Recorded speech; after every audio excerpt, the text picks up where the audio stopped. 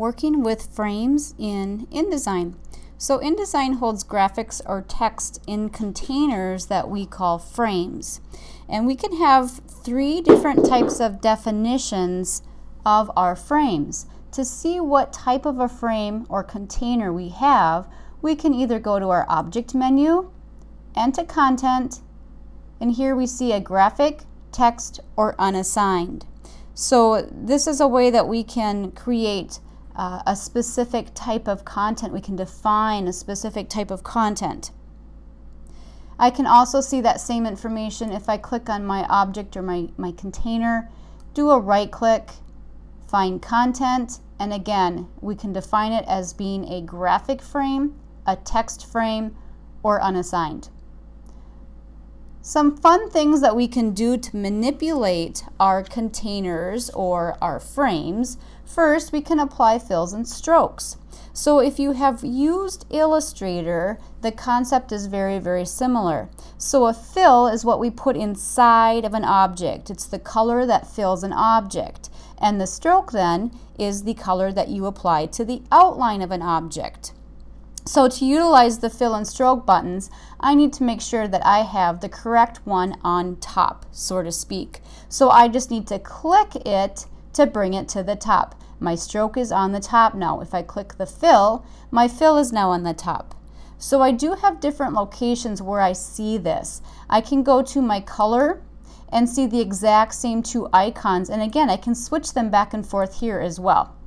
Notice that up in my control panel, I also can choose to do fills and strokes. They are independent of one another here.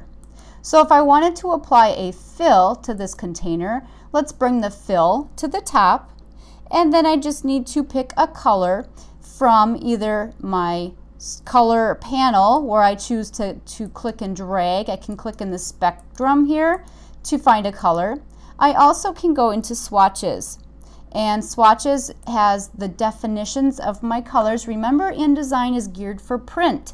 So everything that we see is in terms of the printing process or something that will be expected to be printed at this point. So I'm going to click a color in my swatches panel, and you can see that it has been applied. Now my stroke, if I click to bring that to the front, I can change my stroke. I can change my stroke weight, which is how heavy the outline appears. Again, I have some options up here in my control panel. You can see it's set at 1 point. We always measure our stroke on points. So if I make this a little bit thicker, you can see that that stroke weight has increased. Now if I find my stroke panel, let's put the swatches back away. I have my stroke panel right here. If you don't see your stroke panel, go to Window and Stroke. Make sure that you put a check mark next to stroke, and that will bring that panel to become visible. So here's my stroke panel over here. And I can choose my stroke weight. I also have some other options here in my stroke panel, so I can do some modifications to my stroke.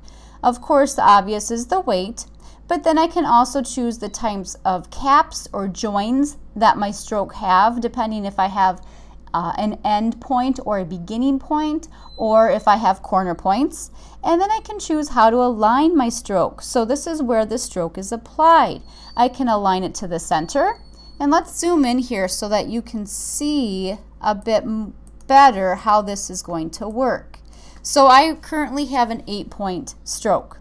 Right now, by default, my stroke is applied or aligned to the center. That means that I have 4 points of my stroke weight on the outside, and I have 4 points of my stroke weight on the inside. If I choose the second option here, I can align my stroke to the inside. That would move my entire stroke inside of my object. And the last option is to move the entire stroke to the outside of the object. So depending on the effect that you would like. I'll put it back to the default of half in and half out.